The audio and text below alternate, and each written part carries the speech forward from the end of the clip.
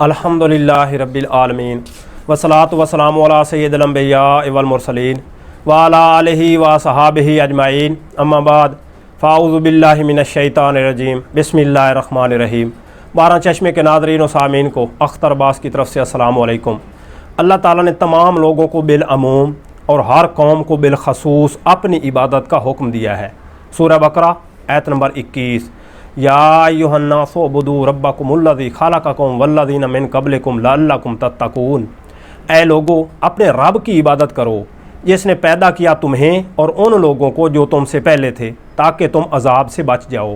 ہر رسول نے اپنی قوم کو اسی بات کا حکم دیا ہے کہ اے میری قوم، اللہ کی عبادت کرو، اس کے سوا کوئی الہ نہیں ہے۔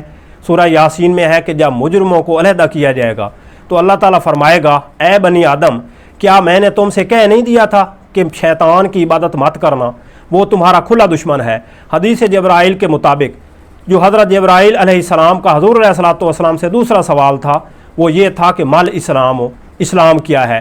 آپ صلی اللہ علیہ وآلہ وسلم نے فرمایا، اسلام یہ ہے کہ تم صرف اللہ کی عبادت کرو اور اس کے ساتھ کسی کو شریک نہ ٹھہراؤ، اور نماز قائم کرو اور زکوٰۃ ادا کرو اور رمضان کے روزے رکھو اور بیت اللہ کا حج ادا کرو۔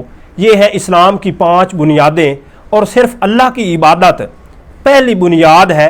یاد رکھیں، اللہ کی عبادت میں حکم اللہ تعالیٰ کے ہیں اور اللہ کے حکموں پر عمل کا طریقہ رسول اللہ صلی اللہ علیہ وآلہ وسلم کا ہے۔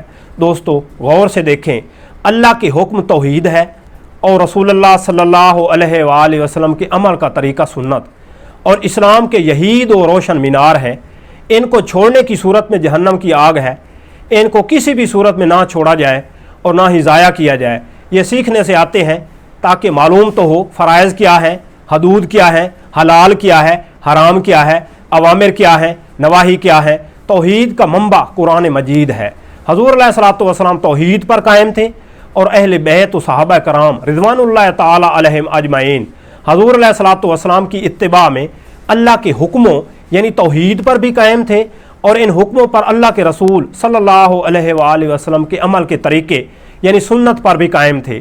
توحید اور سنت اسلام کی یہی اصل ہے۔ توحید یہ ہے کہ جو مرضی ہو جائے، جس بات کا اللہ تعالیٰ نے حکم دیا ہے اس کو ہر حال میں قائم کیا جائے، اور جس بات سے منع کیا ہے اس کے قریب بھی نہ جایا جائے۔ لیکن اگر اللہ کے حکموں کا پتہ ہی نہ ہو کہ حلال کیا ہے، حرام کیا ہے، کہ اس بات کا حکم دیا گیا ہے، کہ اس بات سے منع کیا گیا ہے، تو پھر توحید کیسے بچ سکتی ہے؟ جو ایمان میں جتنا پختہ ہوگا وہ توحید پر بھی اتنا ہی قائم ہوگا، اور جو توحید پر مضبوطی سے قائم ہوگا اس کا اسلام بھی اچھا ہوگا۔ توحید کے بغیر چارہ کوئی نہیں ہے۔ اگر توحید چھوڑ دی تو پھر جہنم میں رہنا ہوگا۔ اللہ تعالیٰ کی عبادت میں شرک کی کوئی معافی نہیں ہے۔ موجودہ دور میں ہم اپنے معاشرے کو دیکھیں تو لوگوں کی اکثریت توحید کو چھوڑ چکی ہے۔ ان کو پتہ ہی نہیں، انہیں اللہ اور اس کے رسول صلی اللہ علیہ وآلہ وسلم کے حکموں کی پرواہ ہی نہیں ہے۔ ایسے حال میں لوگ کیسے توحید پر قائم رہ سکتے ہیں؟ ہر کوئی اپنے نفس کی پیروی میں لگا ہوا ہے۔ توحید پر قائم ہونے اور سنت کی پیروی کیے بغیر اپنے ظن، خیال اور رائے میں ہی پختہ ہیں۔ نہ توحید کا خیال ہے اور نہ ہی سنت کا پاس ہے۔ اسلام کے یہ دونوں ستون متزلزل ہو چکے ہیں، شکستہ ہو چکے ہیں، اور لوگ گمراہ ہو چکے ہیں۔ حالت بڑی تشویشناک ہے۔ مذہبی جماعتیں دھڑے اس بارے میں غفلت کا شکار ہیں۔ وہ اپنے شرعی فقہی مسائل، فرق، اختلافات، عداوت اور ضد کی وجہ سے اپنا سارا زور مسلک پرستی پر لگا رہے ہیں۔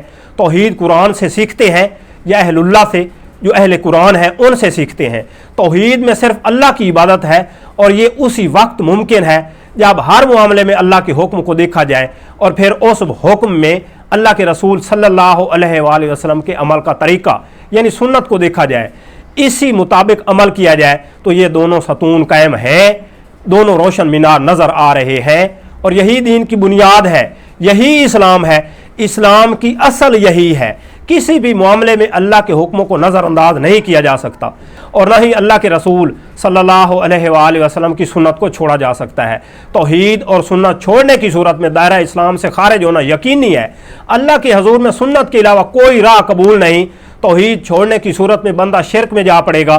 اللہ کو الہ ماننے کی شہادت تب ہے جب اس کے حکموں پر عمل کیا جائے۔ رسالت کی شہادت تب ہے जब आप सल्लल्लाहु अलैहि वसल्लम की सुन्नत पर अमल किया जाए। अल्लाह के हुक्म और रसूलुल्लाह सल्लल्लाहु अलैहि वसल्लम की सुन्नत को तर्क करने वाला, छोड़ने वाला, इससे पीठ फेरने वाला, इसे पास से पुश्त डालने वाला तौहीद और सुन्नत पर कायम नहीं रह सकता। वो शहादत पर कायम नहीं रहा, अपनी शहादत से मुनहरिफ हो गया। अगर तो तौहीद और सुन्नत इन दो बातों पर कायम है तो वह अपनी शहादत पर कायम है। अगर तौहीद और सुन्नत को छोड़ दिया तो फिर वो अपनी शहादत से मुनहरिफ हो गया। तौहीद इनफरादी मामला नहीं है बल्कि इज्तिमाई मामला है। मुस्लिम मुआशरे का फ़र्द भी तौहीद पर कायम होगा और मुआशरा भी और पूरी स्टेट भी, रियासत भी तौहीद पर कायम होगी और हुज़ूर अलैहिस्सलातु वस्सलाम के तरीक़ा के मुताबिक निज़ाम हुकूमत को चलाने की पाबंद होगी। दीनी जमातों का जो तौहीद और सुन्नत पर अमल के बारे में रवैया है वो तौहीद को छोड़ चुकी है और सुन्नत में इख्तलाफ किया जा रहा है। वो अपने पैरोकारों को कुरान मजीद हिफ्ज़ कराने, याद कराने के बाद फ़िक़्ह की तरफ घसीट कर ले जाते हैं और फिर मसले मसाइल में और अपने मसलक में पुख्ता करते हैं और इख्तिलाफ सिखाते हैं। हमें मसलक और फ़िक़्ह की बजाय तौहीद और सुन्नत में पुख्ता होने की ज़रूरत है। मुआशरे में मचा जुल्म इस बात की निशानी है कि मुआशरा तौहीद पर कायम नहीं रहा और जुल्मत की शब तवील होने का सबब यही है कि कलमा हक नहीं कहा जा रहा। अल्लाह ताला हम सब को तौहीद और सुन्नत पर कायम होने की तौफीक अता फरमाए। वमा अलैना इल्लल बलागुल मुबीन। मिलते हैं अगली वीडियो में। अल्लाह हाफिज़।